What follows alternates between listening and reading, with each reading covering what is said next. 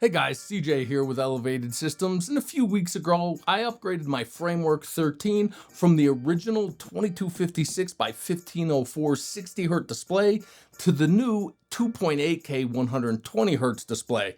Now, I know a lot of you follow my channel for my framework content, and you might have also been expecting a review of the new Intel Core Ultra mainboard, but after putting an Intel Core Ultra 7 155H mini PC through its paces and comparing it to my Ryzen 7640U Framework 13, I realized something. Sure, the Core Ultra had a slight edge in CPU performance, but the hit to graphics performance and the reliability issues around Intel's current lineup made me rethink things. I just couldn't see a scenario where I'd recommend the Core Ultra over the Ryzen model, so I canceled my pre-order. That said, I did keep the pre-order 2.8K display, and after a few months of waiting, it finally arrived. I've had it installed for about 3 weeks now and have put it through some serious testing. I've checked out the specs, including color gamut, refresh rate, brightness, pixel density, and how it affects battery life on both Intel and Ryzen systems. I also looked at gaming performance and how well it handles 2-to-1 scaling in Linux, so today I'm going to share everything I learned so you can decide if the $269 upgrade is worth it. Let's get into it. It's the money. Let's kick things off with the display swap process, which honestly is super easy. I'm not going to walk you through every single step because, as always, Framework has you covered. Just scan the QR code on the box and it'll take you to their detailed step-by-step guide. Simple as that. With the new display installed, let's dive into some specs and compare them to the original panel. The first big upgrade is the resolution, jumping from 2256 by 1504 to 2880 by 1920. We still have the 3:2 aspect ratio on a 13.5-inch display, but now we get a PPI bump from around 200 pixels per inch to about 256 PPI. This boosts the total pixel count by over 2.1 million pixels, resulting in a 63% increase in pixel density, which makes the display noticeably sharper. If you zoom in on a section of the text, you'll see that the word "the" is the same size on both panels, but on the new display, it's made up of 940 pixels compared to 525 pixels on the old one. You'll also notice the old panel looks a bit blurry, but that's because it's the original glossy screen with an aftermarket matte film applied, which causes some scattering. So if you're still rocking the glossy display and want a matte look, upgrading to an actual matte display is a way better solution than sticking a matte film on top. One of the biggest selling points of the new display is that the resolution is perfect for 2-to-1 or 200% desktop scaling, which is super useful, especially in Linux. The original display was too small at 1-to-1 scaling and too large at 2-to-1, so fractional scaling was needed for most users. The problem is fractional scaling doesn't always play nicely with all Linux desktop environments and apps. But with this new display, setting it to 200% scaling should work perfectly for most Linux users. And it's not just the resolution that got a boost. They've also doubled the refresh rate, going from 60 to 120 Hz. Pair that with a much faster grade-to-grade response time of 12 milliseconds, and you're getting a much smoother experience. One big issue with the original display, whether you were just scrolling or gaming, was significant ghosting. Now, I still wouldn't call this a gaming display, but the improvement in motion smoothness is definitely very noticeable. That said, dynamic refresh rate is fully supported on Intel versions and certain Linux desktop environments, but at the time of filming, it's not yet supported for the AMD mainboard on Windows 11. AMD has promised a driver update to fix this, and when that happens, I'll pin a comment below, so check back for updates. Just so you know, dynamic refresh rate allows the display to switch between 60 and 120 Hz based on what you're doing. So if you're scrolling through a document or a web page, it'll run at 120 Hz, but when you stop to type, read, or watch a video, it'll drop to 60 Hz to save power. If you're set at 120 Hz all the time, the panel refreshes 120 times per second, even when you're watching a 30 FPS video like this one or just staring at an idle desktop. We'll check how this affects battery life a bit later on. Again, this appears to be one of those much more common early adopter issues. You might not get all the features right away. The display also gets a brightness boost going from a peak of 400 nits to 500 nits.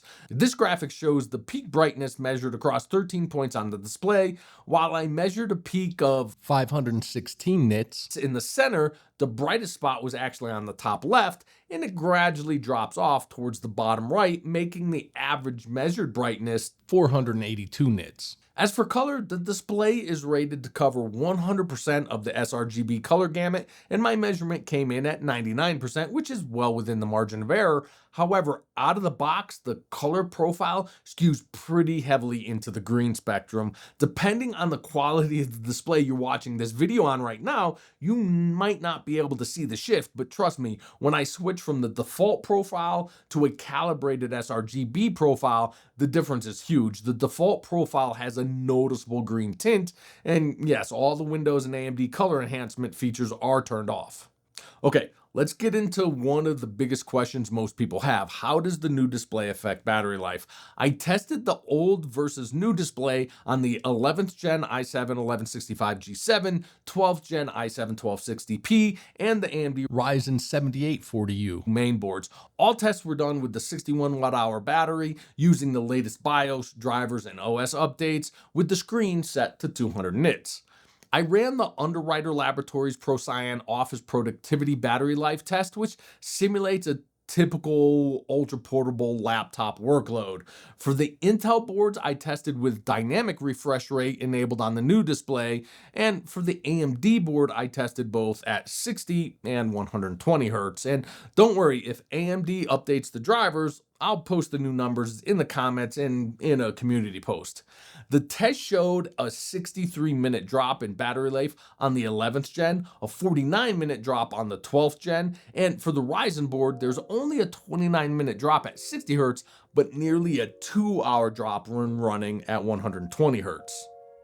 Now, let's talk about gaming performance. The Framework 13 isn't exactly a gaming laptop, but with double the refresh rate and much better response time and a brighter screen, gaming is definitely going to feel smoother. However, there's one important thing to keep in mind. Increasing the native resolution means the system has to render over 2.1 million more pixels every single frame, and that's going to hit your frame rates. I did a quick test with a couple of games and saw a nearly 30% drop in average FPS in Baldur's Gate 3 and a 32% drop in Doom Eternal.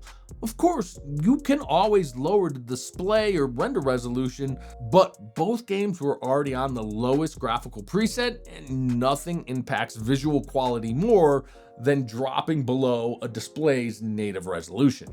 One final note, Framework did mention the rounded corners on the active area of the display. The top corners are rounded by about 3 millimeters and the bottom ones by about 1 millimeter. Honestly, I'm always in dark mode no matter what OS I'm using, so I barely noticed. Sure, if you switch to a bright desktop, you'll see it, but I got used to it pretty quickly. I don't think it's a deal breaker, but it's something to be aware of. So, since this was just a display upgrade, today's video is a bit shorter. Overall, my thoughts on the panel are that it's not a massive leap in display tech. No OLED, no mini LED, no local dimming zones, no dual resolutions, and no HDR. Well, Windows does say it supports HDR video streaming, but at least on the AMD mainboard, it doesn't work.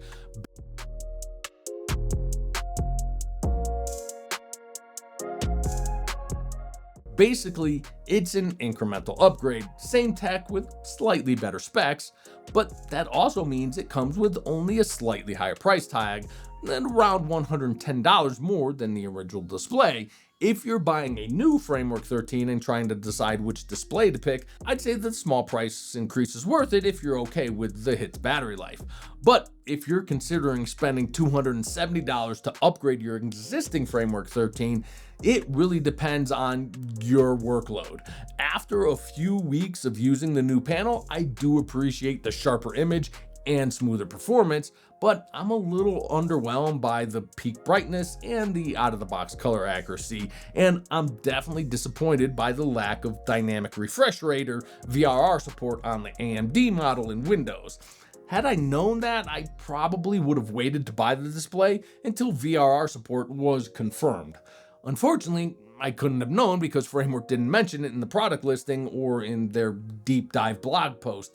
I only found out it's an AMD driver issue after emailing support. They did say beta drivers will be released soon, so it looks like early adopters get to be beta testers. So if you have the AMD Framework 13 and are running Windows, I'd hold off on upgrading until those new drivers are released and validated so you can actually take full advantage of the panel. Again, I'll pin a comment and post an update when the new drivers are available, so make sure to subscribe and ring that bell so you don't miss that. And if you have any questions or I missed something you wanted to know, drop a comment and I'll catch you in the next one.